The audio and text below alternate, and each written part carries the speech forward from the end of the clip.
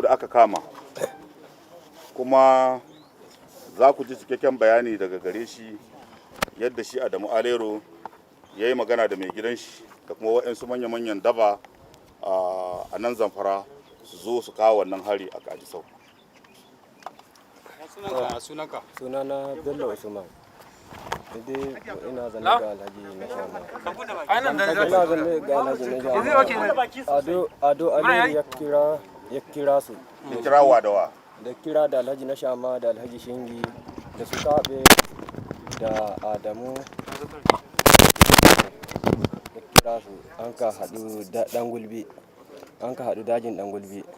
An ka yi ni nan cikin daji zuwa marance zuwa misalin ƙarfe 5 daga nan an ka tafi. Misalin ƙarfe 6:30 mun ka shiga gari. Ka shiga ina? Mun ka shiga Kadisau. Lalle. To mu dai yankin mu mashin sai ya kai 150.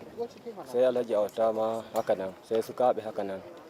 Sai wannan Kai Ibrahim. bindigar harsashe nawa aka baka? Harsashe 30 aka bani. Mutum nawa ka kashe? 2 na kashe. A ciki? To me ma kai ku Kadisau din? Ado Aliyu ya kira da kan dalilin yaron shi da aka kama. Abin nake Wannan yaron. kun je da dama don ku kashe jama'a koko? A'a ba mun je bane don mu kashe jama'a. Ya dai kira don a tai a wasata. Ku nawa ne kuka je? Muna da yawa mun hidari.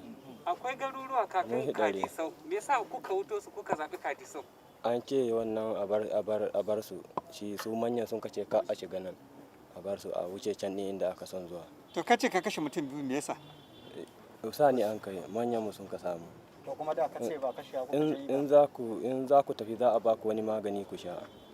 Wani ka wanke kanka da jini ka sha ku tafi. Yanda ba za ka yi tausayi ba. Maganin na mine ne?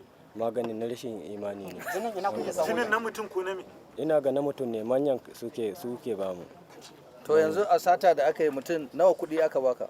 Ba bani ko sisi ba. To ya kuke samun kuɗi? Sai dai in mun kwantar da hankalin manyan mu zaɓi cikin shanun su mu zaɓi guda mu kama mu saida. Yanzu a Kadisau shanu guda nawa aka sata? Sai sun hidari.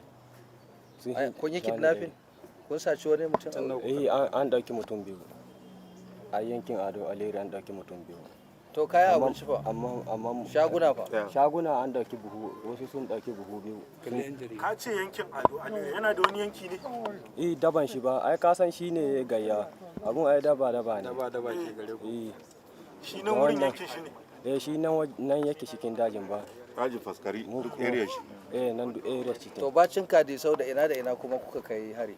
To nan iyakan mu dai Kadisau dai nan dai an ka kai hari. Ka taba zuwa wani wuri? An taba zuwa da ni wake. Da ina? Sannan kuma da abun nan da Usu an taba zuwa da ni. Ka ce mutum ka kashe a Kadisau. A rayuwarka akwai wasu da ka taba kashe haka? A'a ban taba ba. To wasu ake koya maka harbin bindiga ma? Su Alhaji na Shama suke koya mana. Wai abin da ke tambaye ka. Nan area kana da dangi? A'a ban da dangi. Ko ɗaya ban da. Kai daga Zamfara kake? Daga Zamfara nake. Ka shigo ka sanar ka kashe mutum. Ya yi zama a Zamfara. Nan dai a nan Katsinan din da a nan aka haife ni. Wani wuri? Mutumin turare ne. A turare ni mutumin turare ne.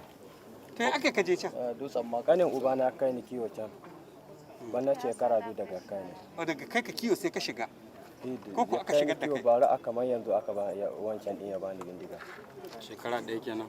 Ya bani bindiga. Yanzu ka yi nadama abin da kai? Na yi nadama mana sosai. Kuma in Allah da dama guri na ba wannan aiki. Allah ya sa. Ya isa mun gode.